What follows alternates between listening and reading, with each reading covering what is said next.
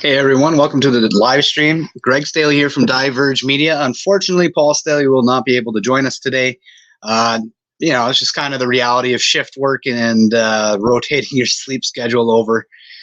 It's tough. So thanks for joining us. We're going to recap the weekly news and a little bit of my Rebel News interview.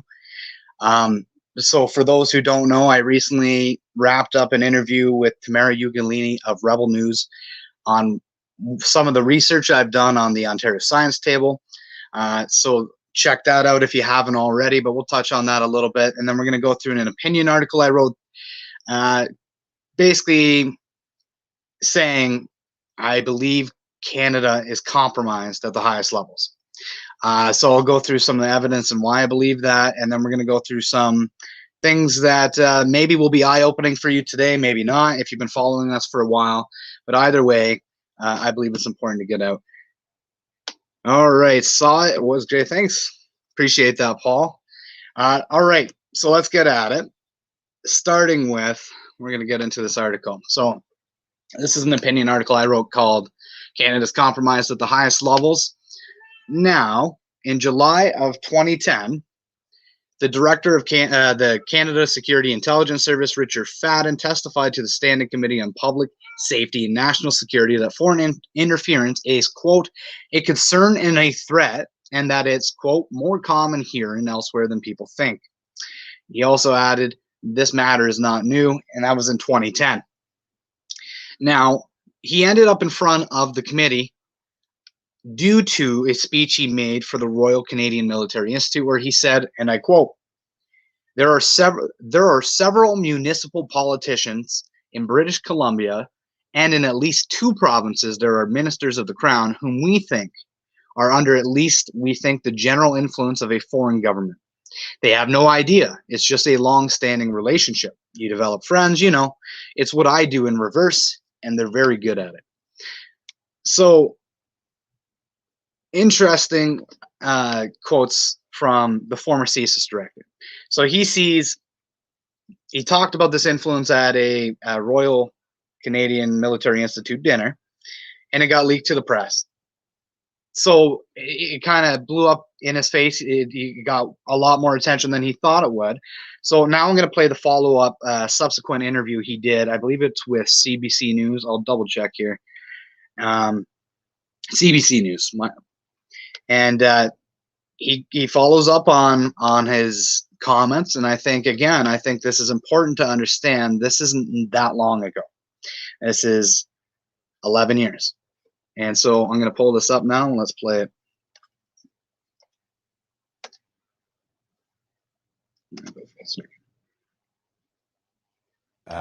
Without naming them, will raise a few eyebrows. In fact, if I was a provincial cabinet minister, I'd say, hey, who are you talking about? Because you're swiping us all with this.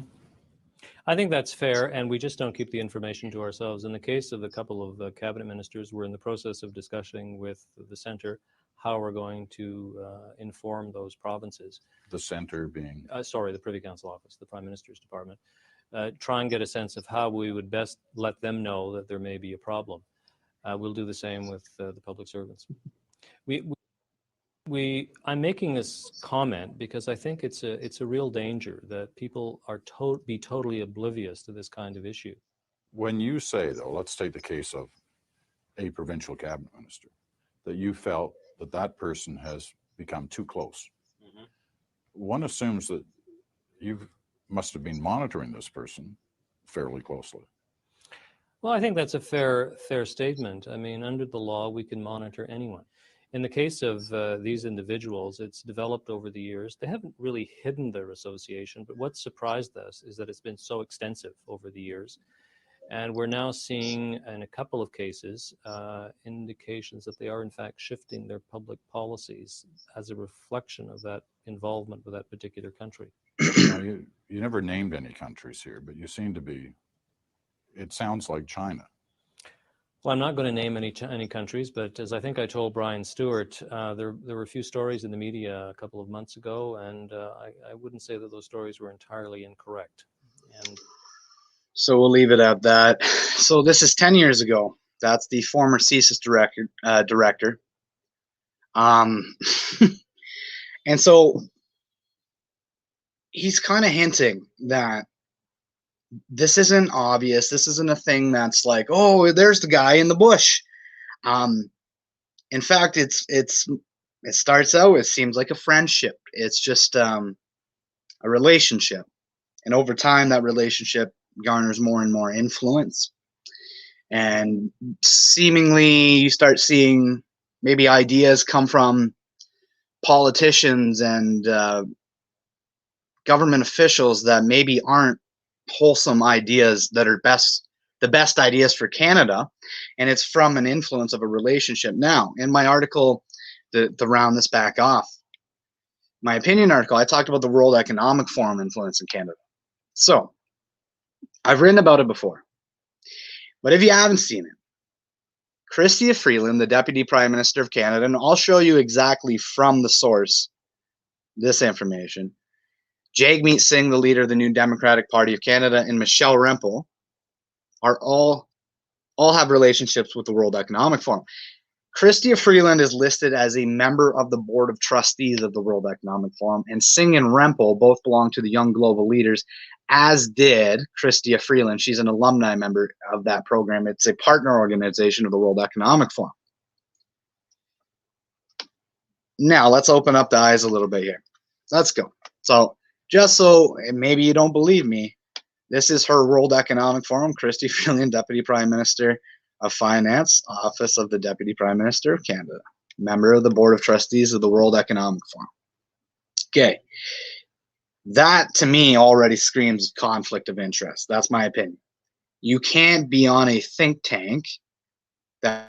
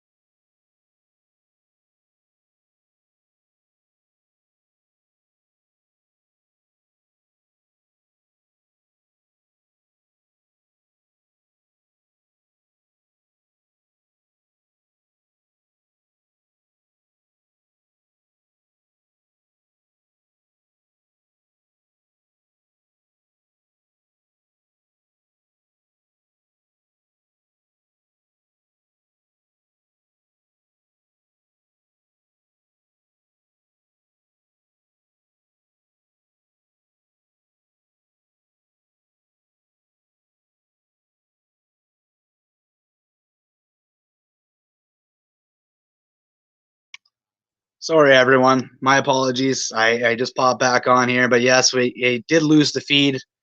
Tech issue on my side. I'm not sure what happened, but let me let me pull up everything. I was talking to an empty screen, and I thought I was on quite the roll, to be honest. So, for those of you stuck around, thank you so much. But let's get back into it. So, as I was saying from my opinion article, I think we got off with the former CSIS director talking about foreign influence, how it develops through relationships. Then I talked about our World Economic Forum influence in Canada. The Chrystia Freeland, Deputy Prime Minister of Canada, Jagmeet Singh, leader of the New Democratic Party, and Michelle Rempel, MP for the Conservative Party, all involved in a partner organization, the World Economic Forum. And in the case of Chrystia Freeland, the Deputy Prime Minister of Canada, she actually sits on the board of the World Economic Forum. She's a member of the Board of Trustees of the World Economic Forum. Now, I think I have this all up. Yep, everybody can follow me. Perfect. Chrystia Freeland, just so it's not my account from my article, as you can see, this is her page on the World Economic Forum, Office of the Deputy Prime Minister of Canada, member of the Board of Trustees of the World Economic Forum. Okay, so I'm going to ask the question. This is the logical question to ask here. Deputy Prime Minister, number 2 in command, sits on a kind of think tank of sorts that's recommending something called the Fourth Global Industrial Revolution, the Great Reset. It's a dramatic change to the way we fundamentally live our lives. And then you ask yourself, okay, who are the World Economic Forum partners? Who sits on the board here? And sorry, Tim, it has been a while. How's it going? All right. And that's the question that should, when you realize the depth of the influence, it should start to startle you. We have Amazon Web Services. We have, I mean, it's a huge corporate conglomerate, just an assortment of different big corporate entities and investment firms all here. We got Alibaba Group. There's a Chinese company. We have AstraZeneca involved. We have Amazon Web Services. That's just like, I'm just going to keep going down here. I'll show you some of these to give the idea. Bill and Melinda Gates Foundation, BlackRock, lots of banks, Bank of America, Bank Lombard, Bank Mandiri Pesero, Bank of Qingdao, Bangkok Bank, Bangkok, Banco Safra Brazil. You kind of getting the idea. Brookfield Asset Management, I believe that's Carney, back to Carney's group. We're in the C's. Again, China Energy Investment, China Construction Bank, China Bohai Bank, China Wanwang Group Co. Limited, China Merchants Group, China Railway Group, China Southern Power Grid. Deputy Prime Minister of Canada, number 2 in command, sits on the board. Again, member of the Board of Trustees of the World Economic Forum, partners of the World Economic Forum. Okay, are we getting the idea of the potential conflict here? And I'll say potential because who knows, right? I don't have a team of lawyers either, so just preface it with that.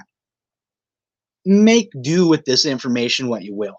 It's wide out, right out in the open, and our media here, a lot of them probably wouldn't be around if it weren't for government subsidies. I'll leave it at that. Why haven't you heard about this? European Bank for Reconstruction, European Investment Bank. How are you representing Canada's best interest when you sit on a board with Goldman Sachs, with Google, with Facebook, with various Chinese investment companies, on and on the list goes? Wide out in the open, everyone. Should be pretty bipartisan.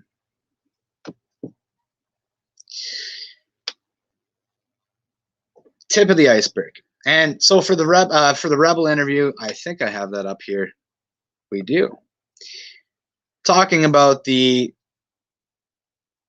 not the World Economic Forum influence, but some of the follow the money and understanding the importance of some of what's going on behind the scenes. And I'll ask the hypothetical question: is there a conflict of interest? I don't know. Well, what I present is the logical question. If you were going to speak out and it was going to cost you money, would most people speak out? I don't think so. But I'll leave it up to everyone to make that decision for themselves. And I'll play a quick brief little bit from the interview. Check it out in full if you haven't already.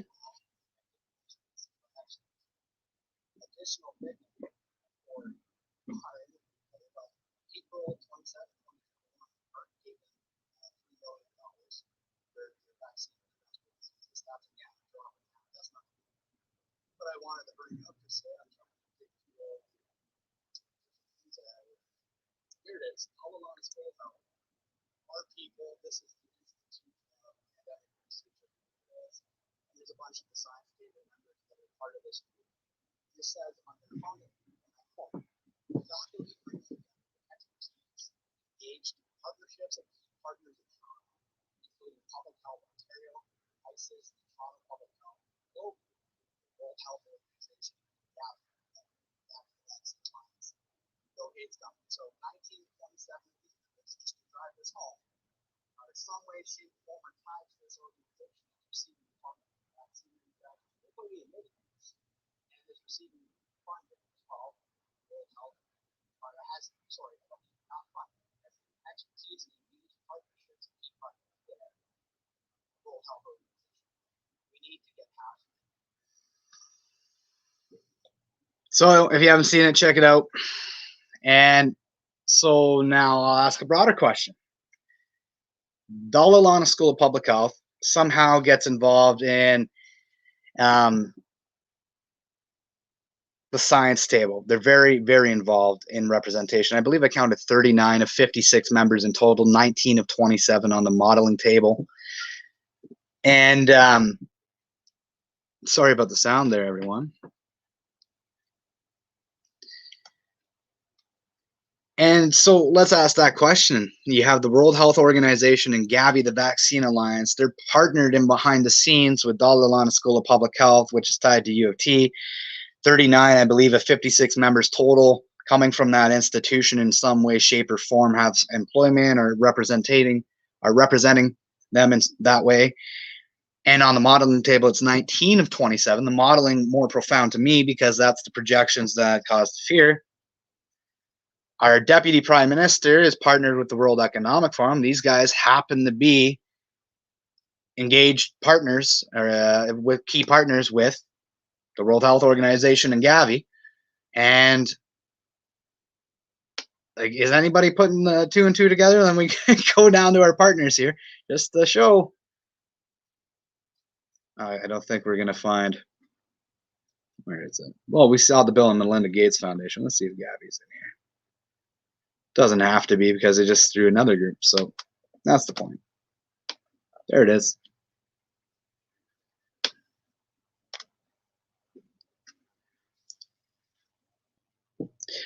All right, off topic, but check out Dr. Shiva's lawsuit later. I'm pretty sure similar things are adding up here. Yeah, I haven't been following Dr. Shiva's work, but I am familiar with him as an individual. All health boards. Yeah, I don't know what's happening with the health boards. There's lots of questions. I mean, fundamentally, one of the biggest ones is 16 months in, roughly, and we haven't had a ruling if this meets the Oakes proportionality test of violating our rights. Like, I understand what the charter says. I understand they can violate our rights in extenuating circumstances, but they have to also prove that. But they took away, oh, by the way, if you haven't seen that story I did on the Quarantine Act in June of 2019, June 21st or 24th, they took away the requirement to institute the Quarantine Act. They didn't have to bring it in front of the House or the Senate anymore. They amended that in June of 2019. That's another interesting piece of information everyone should know. This is true. There's lots of independents that are doing their part and trying to get it out. But quite frankly, it's tough. You get censored even as a small person. You may not see that with Diverge, but we're already facing that. And I had this conversation with a few people that were kind of surprised by that. But our articles, I'm pretty sure they run an algorithm on them, and if it's too many keywords that they don't like related to certain things, you put 2 and 2 together. Now it won't show your image, as an example, where your thumbnail is, so it'll only put your logo there, because that will drop your click-through rates. It'll drop your traffic to the website. And then being out at an event, recording it, getting hit for copyright on music because there was music off in the background, and being hit for medical misinformation when all I'm trying to do is literally go to an event and show things without bias in full, start to finish. It's tough. One of the biggest battles, if not the biggest battle, is the tech platforms. We need to have a free and open arena. And unfortunately, social media is a monopoly. If we're being honest, there's 5 or 6 major big ones, and those are the ones people all seem to gravitate towards. And so there needs to be legislation. It needs to be driven from the people. If it's not driven from the people, the politicians certainly won't care about it. But again, you can't be a publisher and a platform at the same time. What does that mean? Well, they act as though they're a platform where it's an open public forum and everyone can post to, but then they censor people and say they violate things, when on the other side of the opinion, they'll leave it. And you can't do both. You can do that as a publisher, which is you get to choose your opinion and bias and interject it, but you can't parade as both, which is what our social media platforms do. And they guise it as fighting all sorts of things. But we know there's a disproportionate censorship to a certain type of opinion and view. And it's happening. So the biggest battle, in my opinion, is this front. If we're not going to have an ability on the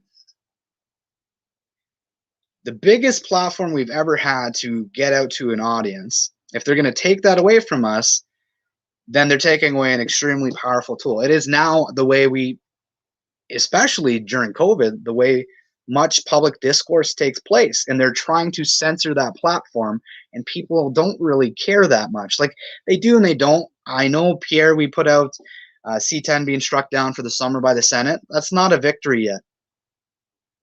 There's an election coming up, probably, and it's going to come back if he makes it in. And we got to remember the NDP and Bloc supported that too. So we're moving, and I would say also the Conservatives were very, very soft on their position on C10, in my opinion.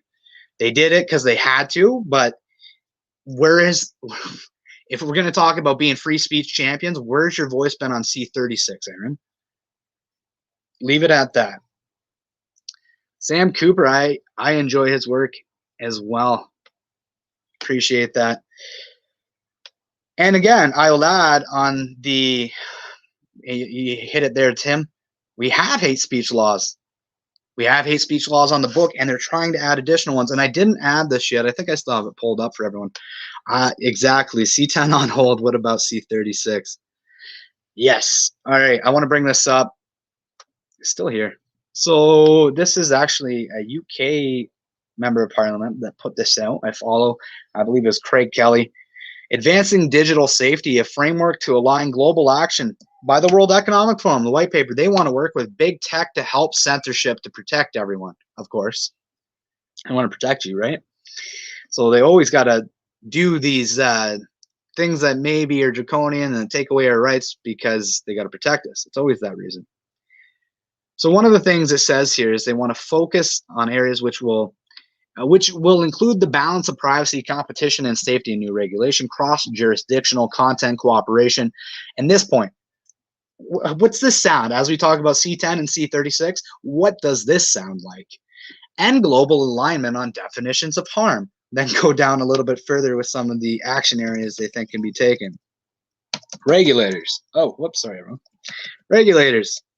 Monitoring and response. Outcomes of policy changes should be measured and adjusted accordingly. That's not what we wanted. We wanted online safety bodies. Consideration should be given to forming an office or body specific to online safety, such as Australia's Office of the E-Safety Commissioner, given the size, growth, and importance of digital platforms to the lives of citizens, countries should consider establishing independent statutory authority to help safeguard citizens by, quote, preventing harm online through proactive awareness, research, and education of citizens. Quote, protecting users by enabling them to report harmful content. What's that sound like? When there's inadequate redress through company channels. Well, the company won't take it down, so let's create another way for them to have it taken down. You mean like being able to report it to a provincial judge? Because you think anyways. Read through Bill C-36. Ezra Levin actually does a read through it of that. I think I would recommend that. He'll do a better job of it than I probably would. Anyways, proactively driving systematic change by encouraging the upfront company adoption of safety principles in the design and product development process. Anyways, this is the World Economic Forum trying to give ideas on how to censor better. And a lot of it sounded similar to me to C10 and C36. Appreciate that, Patrick.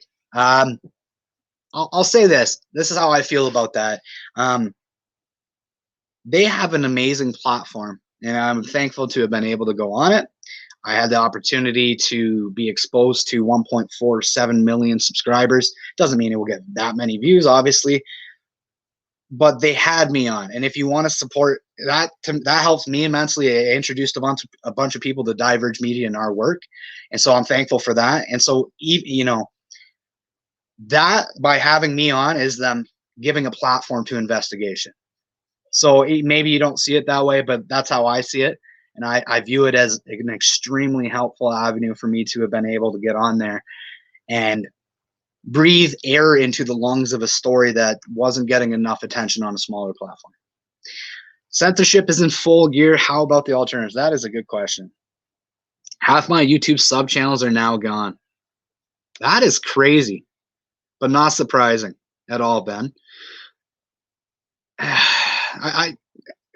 Leave the comments. I want to know how prevalent it is. We have 18 people in, but how many times have you been subscribed to something and then had it disappear, whether it be the bell notification or the sub altogether? How many times has that happened to you, or has it happened at all? Because personally, I've had it happen quite a few times, and it tends to follow channels that are maybe a little more controversial in that they're covering things that maybe don't get covered that much. I'm curious. So if you've experienced censorship on social media, even through in any way, shape, or form, want to hear about it, but definitely the subs thing, drop a comment. I think it's always illustrative to have a visual cue for people to look through and kind of realize how often that happens. Now I'm going to jump into 10 times at least. Jeez. I'm going to jump into one more thing here, and then we'll close out again. I'm by myself here as Paul's on a shift changeover, which is okay. Probably be back next week once he's adjusted. Let's go in here. So grants and contributions. I talked about this. Oh, that's not the one I want. I talked about this in my Rebel interview. Now, I said we need a full line-by-line comprehensive cost-benefit analysis of each and every dollar, grant, contract, and contribution spent. So I want you to notice something. If you have COVID as your moderator, this is the government website for grants and contributions. You will get back over 35,000 records. And this has been under 17 months. Now, sorting by value, you might find this interesting. They gave a top off of the media fund at April 1st. March 17th was the first lockdown in Ontario. April 1st, they gave a top off of an additional, now it says over 200 million, but I'm not sure, because down here it says this application received COVID-19 funding in the amount of $88,750,000. So anyways, 88 million additional dollars at the beginning of this was handed out to the Canada Media Fund. We have 175 million that went to developing discovery of antibodies and a good a facility to produce antibodies and vaccines. I believe there's 2 different ones they did that. So I'm curious where those are at. This was another interesting one. Ryerson University received $171 million to support students. in response to COVID-19, July 9th, March 31st, 2021. They've received, that might be two different payments, or it might have been an amendment. I mentioned this in the Rebel interview. United Way, $156 million to help vulnerable Canadians. How was it spent? Community foundations. This is different organizations that they're like charities that were given money to allegedly help vulnerable Canadians during the COVID pandemic. Again, 111 million. Where to go? This one, Capital Réseau, that's Quebec. The Community Futures Development Corporations and all 10 business development centers, 97 million. Keep going down here, you kind of Canadian Red Cross, 80 million. I'm just going to keep going through to show you some of these. Plan International Canada, 59 million. Those are midwives. Futurepreneur, 58 million. World Food Program gave out 58 million. And City of Toronto, this is another story I've covered if you haven't heard about it already. Reaching Home funding, which was originally allocated for homelessness, and they changed it. So if you haven't checked out that story, Reaching Home, Diverge Media, you'll find it. It was another investigative piece I did. So I was digging into the grants and contributions, as you can see, and I see that the City of Toronto has received two sums, one in 2019, one in 2020, through the Reaching Home program, which is supposed to be for homelessness, but they amended it during COVID so that the funding could be used for a lot of different things applicable to COVID, including sanitation supplies, masks, gowns, hiring doctors or nurses. I reached out to the City of Toronto and they handed it off to some people, and I've never heard back from them. I don't imagine I will. You can send out freedom of info requests or access to information requests. They take time, they cost money. And this is what happens, but they change it. So I asked how that funding was breaking down, but now they have this funding. It was $150 million given in 2019, another $52 million in April 1st again. April 1st, Toronto gets $52 million again, and they say it's for Reaching Home. It seems like it's for homelessness funding, but you dig into it and you find out it can be used for a lot of different things. And I did an article, and I mapped out over 37 or 39 different cities and towns that received funding directly. And Kitchener, Waterloo, the region of Waterloo where I am was roughly 5 million. Hamilton got a couple million or over a million. A lot of and it all came out right around the time, March 17th, first lockdown, April 1st, they get this fund, and this is just one spot. And so my question is, who's digging at these things and trying to peel back the layer? What's the funding? When I say line by line cost benefit analysis, look me in the eyes as a politician and tell me that you spent every dollar as wisely as you possibly could. There's no way. We spent more than the world wars. You're not going to look at me and tell me it was wisely spent. There was waste. Why aren't we looking to find it? And when you look at a program like the Reaching Home program, it's supposed to be for homelessness. They amended it. Now it's for COVID. It's where did it go? And that's one example. That's just one person looking at one thing. And if there's some more attention on these things, I think you'd be able to peel back the onion and really see the extent of it. Because it's quite alarming. And then things like this. And I'll close it off here. It'll be a good place to close it off. Grants and contributions again. Wage support for research-related personnel. Now, this is just one example of some of the wage support that was handed out to the universities and things like that. $41 million to the University of Toronto was given April 1st to March 31st, 2021. So a lot of wage support handed out, things like this. You can dig through the grants and contributions and you realize, like I said, there's millions here, millions there. Where'd it go? Did it actually help Canadians at all? A lot of it wasn't even designated for Canadians. But did it even get used properly the way they said it was? A lot of it's so generic, it's tough to even tell what they did with it. But that's my opinion. World Vision Canada, like 46 million. Government of Ontario got not a project mandated or core funding. That's not what we're looking at. BRAC, that's a Bangladesh group. They got $44 million. And the projects were to lower levels of extreme poverty, improve access to essential services among the extreme poor, improve the status of women and girls, and reduce violence against women, and improve COVID-19 management by communities. So when I said there was over 35,000 times they slapped a COVID label on things, I wasn't kidding. Over 35,000 times. It's like, oh, I made this joke before. I shouldn't make this joke, but I'm going to make this joke. I'm the co-owner of Diverge Media. I'm going to make this joke. But it's like Frank's Red Hots. That's what your government did with the COVID label and grants and contributions funding over the last 17 months. It's like Frank's Red Hots, I slapped that shit on everything. COVID labels, we slapped that on everything. So it's same premise. And when you dig through it, that you really see it. It's right there in the open for everyone to see how often they did it. Over 35,000 times they've done this. And a lot of it's, again, not at all related to helping Canadians. And a lot of it's, like, here's another one. United Nations High Commissioner for Refugees. This is to include response to the secondary impacts of the COVID. So it says, provide international protection and assistance to the world's refugees, stateless persons, asylum seekers, and in some instances, internally displaced persons, including in response to the secondary impacts of the coronavirus COVID-19 pandemic.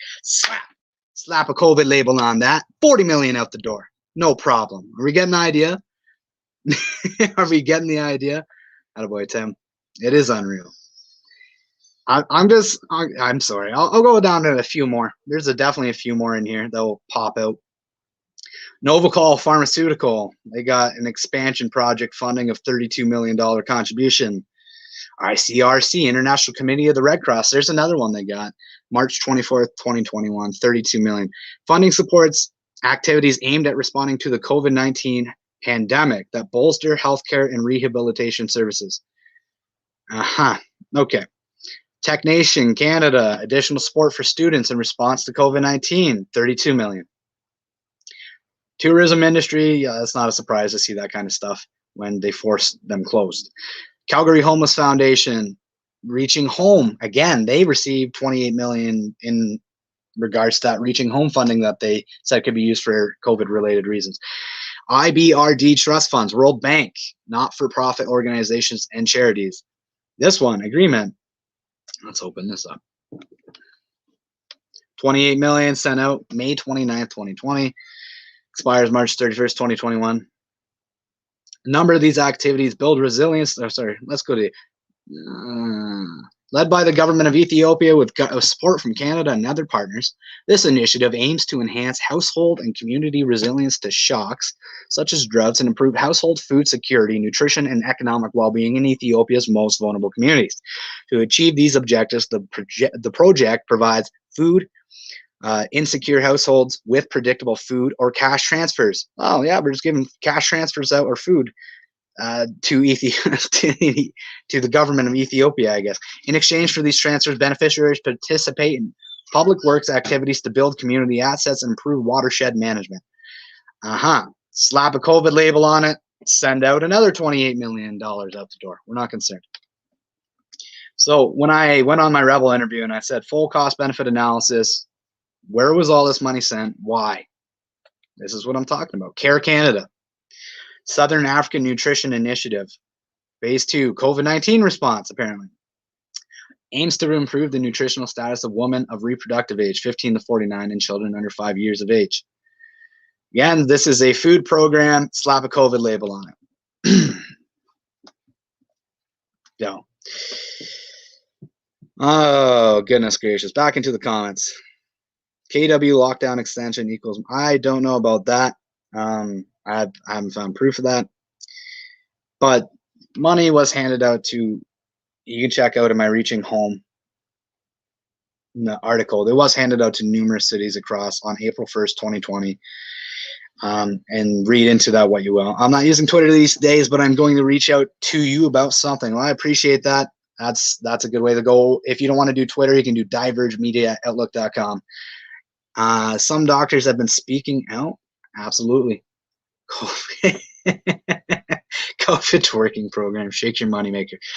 Goodness gracious. One last thing, because I didn't include it earlier, and then I'll close out and say thank you for joining us at the Diverge Media Sunday Show. We'll be back next Sunday at 3 p.m. Eastern. If you're new, make sure to subscribe, hit the bell notification. But I didn't hit this and meant to.